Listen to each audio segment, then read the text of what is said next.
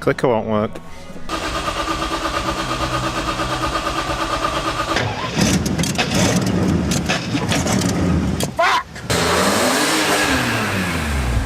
Now then YouTube, welcome to another video. Today we're going to be resurrecting the M3. In the past 18 months the car's had a rebuilt rear end pretty much, all new rear bushes, the subframe plates welded in, it's had a rebuilt diff with a 4.1 final drive put in, and yeah, the underside's been, you know, treated and stuff for rust. I've also rebuilt the shift linkage in the car, the OEM one.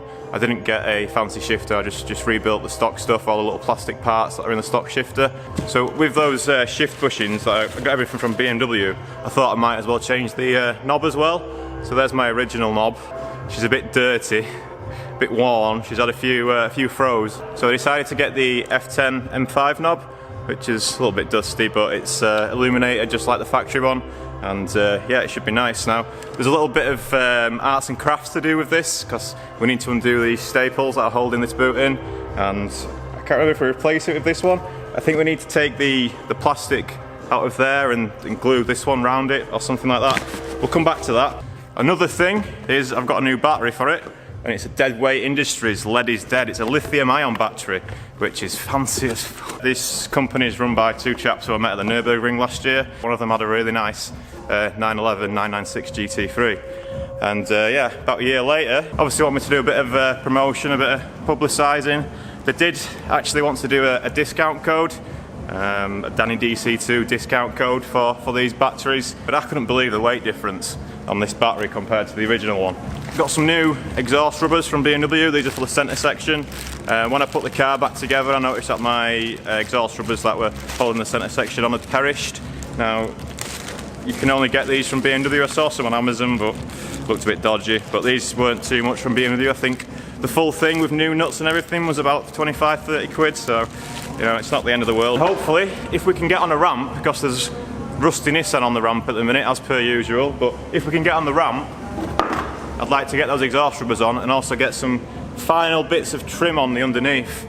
Oh, and the final one, I got some fresh V-power. The car's completely out of fuel at the minute, or it thinks it is, I'm not sure if it actually is. I'm pretty sure it had some fuel when I parked it up, but since I've been pissing around, I've had the fuel tank off, I've removed all the evap stuff and the charcoal canister at the back, that's all gone, so it thinks it's out of fuel. I don't think it is, but we're going to bung 20 litres in and that should help it, because at the minute it's cranking real fast on that DeadWeight Industries battery, but it's not firing, or at least that was the story last time I tried to start it.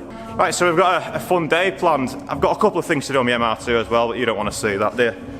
Just going to the back end of the MR2. I was thinking, why not just spend a £5 on some paint and make it all black, because the back end of it's still a bit miscoloured, but I'm going to do that between doing jobs on here, so I might show you it, you never know. But yeah, let's get started. Obviously the first thing I need to do is remove all the shit that I've got piled on top of her. If you're wondering what this MG is, you might have seen it in some other videos. It's a chap who lives across the road from me, but he's doing some DIY at the minute, so I've got his MG in the bay and the MR2's over there.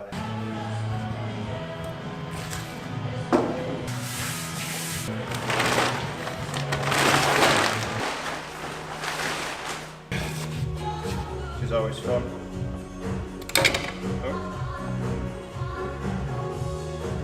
Right, that's the car fueled up, only minor spillages, which is nice. I'm gonna give it a quick start. I've not started it for a little while. I started it with this battery on, but as I said, it was very low on fuel and didn't sound great at all. But got 20 litres or so of V-power in there now. The battery, I'm just taking it off to show you. That's it. It's quite big, all things considered, and they've changed the design slightly since releasing this one. But the battery that was originally in this car was fucking huge. It's about the same size as the one that's in the 5 Series, so, you know, big old batteries. This one, I've not got any scales with me, so I'm guessing here it's between 2 and 3 kilos. It's lighter than the lead battery that I've got in my MR2. Now the MR2 battery, that's just like a little Odyssey kind of sized. I was going to say Odyssey clone, but it's not, because it's made by Luke. It's a proper battery, but it's lead, and that battery, it's probably about half the size as this, but it probably weighs twice as much. So there you go. Where's my old battery? See if I can find my old battery. Wait there. Right, I've got it. I ain't got any scales, but this is probably about 20 kilo or so. Obviously I'm right strong, so yeah. But there's the original And it was the original, or unless someone's changed it for a BMW battery, the posh bastards. But yeah, it's heavy as fuck.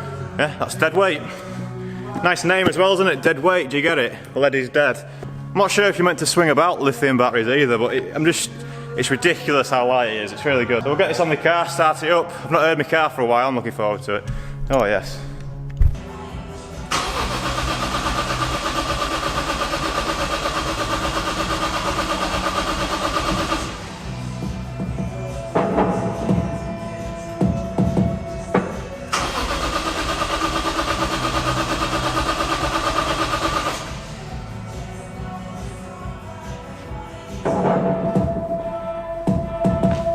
That's not ideal, is it? At least my Harman Kardon still works. Okay, so this is what it was doing a couple of weeks ago when I parked it up. So it's just cranking. I thought it was just fuel, but it's still not starting. I wonder what that could be, huh? Bugger. I don't have a lithium battery charger either, so we can't let this battery go dead, otherwise we're proper fucked. Could it be the immobiliser?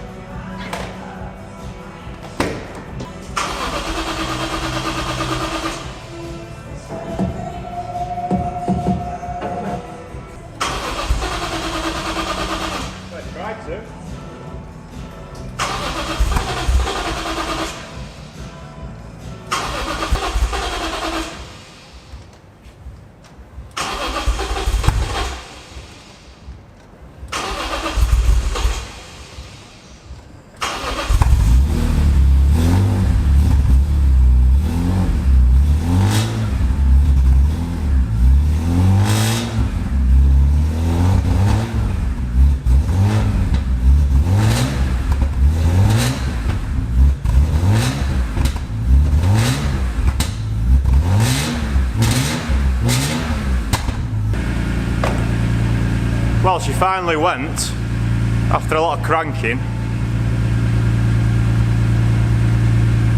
Now, because I've pissed about with the EVAP system, I kind of expected some of this, but I thought it'd go away quite quick, or I thought I might have an engine management code or something like that to deal with. But she's running now, had a bit of a misfire. I wonder if it's fuel delivery. It's got to be something to do with fuel. That's the only thing I've fucked about with, really.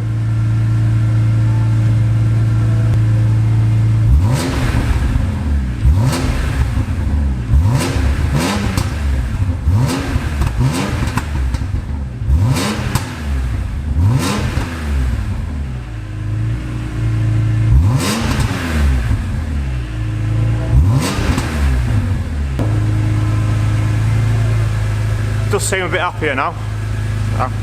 Not sure what that was. It's probably the cleanest engine bay I've got. A little bit dusty, but not bad. Just a bit concerned about her having a bit of a funky start. Do you know why that is? Hey up, you're matching with my mate over here, you. The Javelin though, I don't know about that. Oi oi. Oi oi. Let me show you my interior while she's just chilling. So the interior does need a little bit of work, but we can sort it all out today. First off, it's a bit dusty, a bit unloved. Like I said earlier, we're missing the gear knob. And my cup holders aren't there either. Where are my cup holders? They must be around here somewhere. The back bench is just currently chilling. All this had to get ripped out for the boot floor to get welded up. The fuel tank off and everything like that. Yeah, it needs a good hoover, good clean. Get my knob in. And yeah, I'd like to get these covers on as well and those exhaust rubbers, but like I say, we could really do with rusty Nissan moving out of the way for that to happen. But hey, there she goes. Right, the Nissan's out of the way, E46. Let's have a look underneath you. Okay, she's up. So I'm going to give you a quick overview of what's been changing on the M3. I don't think I've done this yet. We'll come to the back. There's a lot of stuff that looks nice and new, and there's a lot of stuff which is still the same. I've got in my hand here those exhaust rubbers, but I'm going to put the torch in my hand and put them down because you can't see nought if I don't do that. So we'll start with the rear diff cover. That's new. So the diff was rebuilt by RD Motorsport in Edinburgh. highly recommended if you're in the north or in Scotland or anywhere really. Obviously I'm not from Scotland, but I've known Rob from the Hondas and he's set up his own shop now specialising in M cars and BMWs, which, you know, it's a really good thing. And if you want to go and support Rob, let him know I sent you.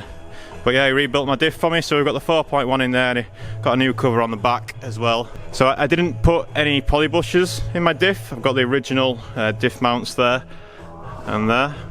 Now on the subframe itself, the subframe's been powder coated and then it's got power flex bushes. I've got the hard race camber arms as well, they were from CP Performance. Still got my same old BC coilovers. They're not looking too great as they've been sat. Starting to get some surface rust on them on the rear shocker. I had the rear springs powder coated as well because they were starting to look a bit minging. You can see one of the plates welded in there, another one welded in there. Now these trailing arms, God, they look shit, don't they? I painted these with that POR 15 stuff. You'll have seen people talking about it on the internet. What a load of shit. I don't know if I was just being a spaz or what, but compared to like Hammerite and all the usual little cheap, shitty paint to rust paints, I mean this one's quite expensive being an import, but it went on and it went real greasy when it went on, and then pretty much straight away it just started looking real shit. So yeah, POR 15, I'm not sure if I rate it or not based on my experience. I did both the arms and the rear disc cover, but as you can see it's just pretty much corroded straight away, straight through it. So not ideal, but got the this centre plate, that's where my exhaust rubbers go that I've just stashed down the floor. So at the minute the exhaust's, it's pretty stiff, but we just need to put these rubbers on to stop it banging about. You can see where it attaches, can you? Just up there, look. Now the shifter's just up and it's behind the prop shaft. Can't really see it with all this stuff back on. That's why I did it with the car in million pieces. I thought it'd be a good time to change all the little plastics within the shift mechanism, so the shifter should feel really good now. I did the transmission oil last year, so that should still be good. Diff oil's fresh. Also got new anti-roll bar drop link hardware, all from BMW. That was all corroded, had to get rid of that. Got the rear anti-roll bar powder coated as well, and that's got power flex bushes on. Also got some, I can't remember the brand, but these are on eBay for about 50 quid, X8R perhaps, improved exhaust clamps. I had some cheap exhaust clamps on and they were always starting to rot away and fall apart, so I bought these. They're not cheap, but you know, it's a solution to a problem and it works really well, so I recommend the X8R kit. Rear calipers still look minging, and my Mintex 1155 pads absolutely dead in the back of this.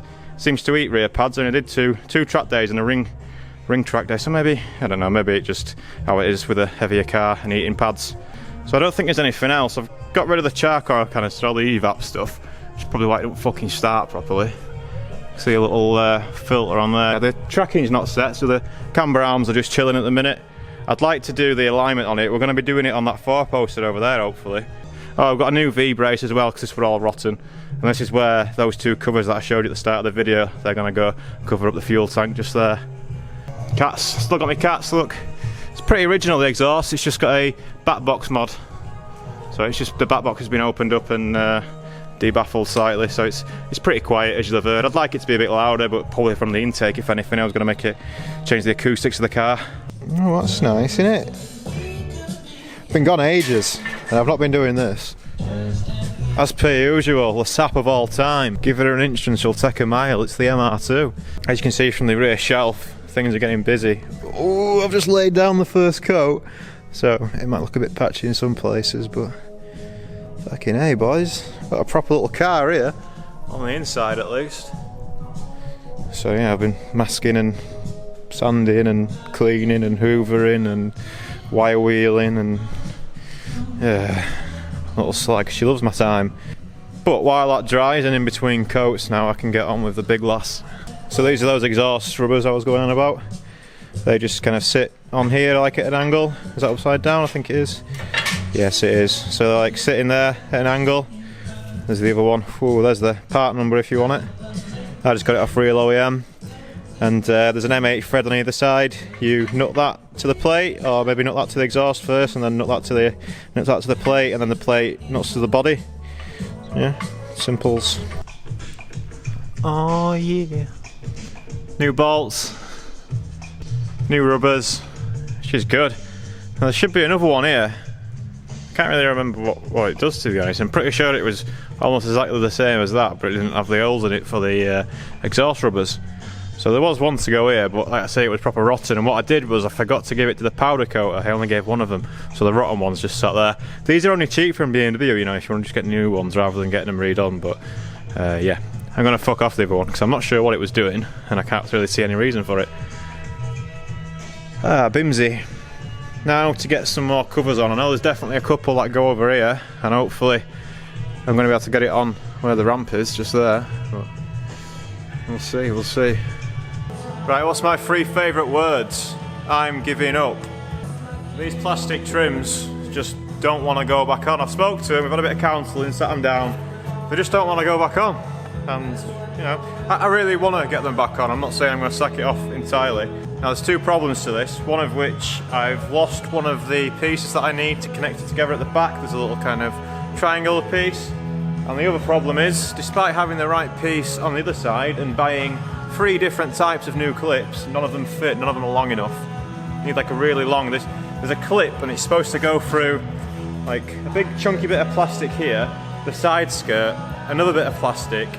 So there's like 3 things coming together and it's just not long enough. So the original BMW one must be like some Extendo Longo plastic clipper. So I've been rummaging around everywhere trying to find where this little bit of plastic is.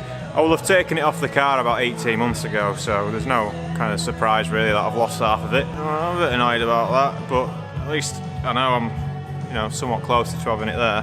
So I'm going to put the car down and just finish off the interior, just get that gear knob in and glued down. That'll be the rest of the day. Special mention to Tom from the Motorworks, his garage down in Gloucester Way.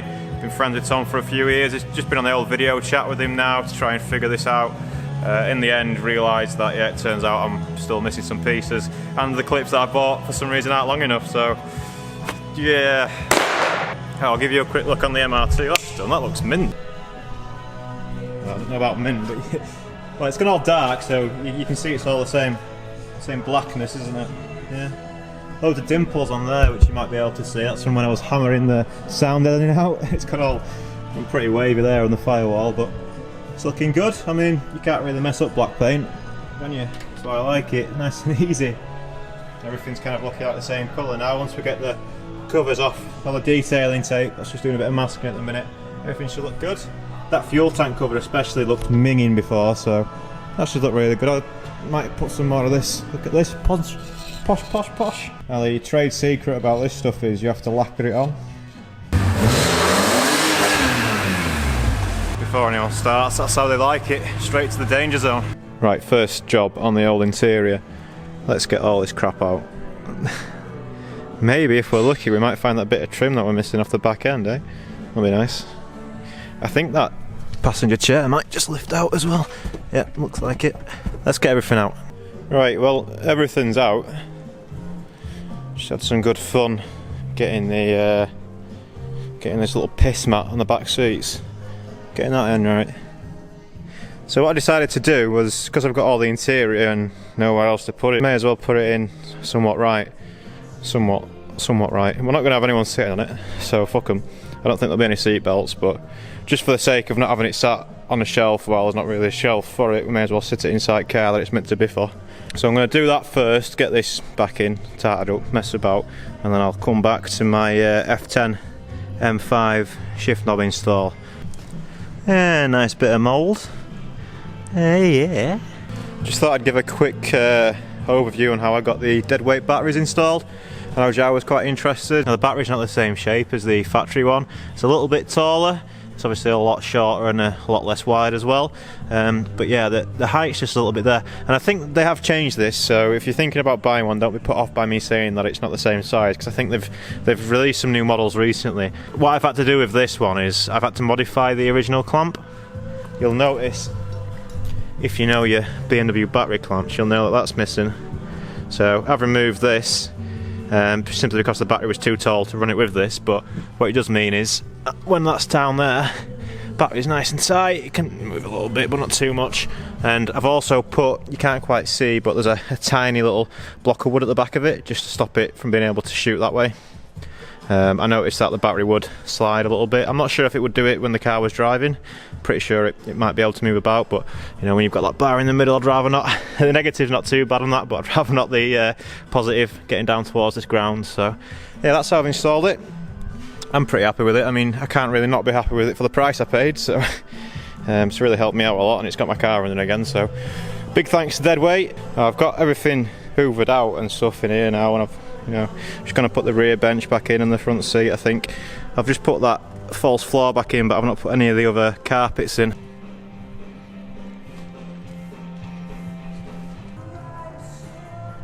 The white balance looks terrible in here today, I know. I don't know why, but that's the way it goes. So I got the interior back in mostly. I had to take this bit of trim off because it was broken. My backpack got stuck behind it when I was going to work one day and ripped it off. It's just in the back, so get another one of them. But yeah, leather's back in. Now, it's in a lot worse condition than what I thought it would be. Can you see those creases? You can't quite, can you? But I thought by putting it in, I was keeping it in good condition, and looks like it'd been better on the floor or outside or something, because it's not kept it in that good condition. But it's back in, everything's bolted up, the chair's plugged in, electric chairs obviously, so you have to have them all plugged in there. They're about 28 kilos then, I think I measured it, that chair, whereas the Recaro pole position with the fixed sides about 5 or 6, 7 or something, not a lot, about a quarter of what the original one is. Right, so that's on to the last job for today, getting my new knob in. Ooh. So there she is, there's my new knob. This is the one that's from the F10 M5, from, I don't know if it's Canada or not, it's North America I think, got the manual, same with the E60. So this is the shift knob out of that. I need to undo these staples and get rid of this, because this is for the F10, this V-shape.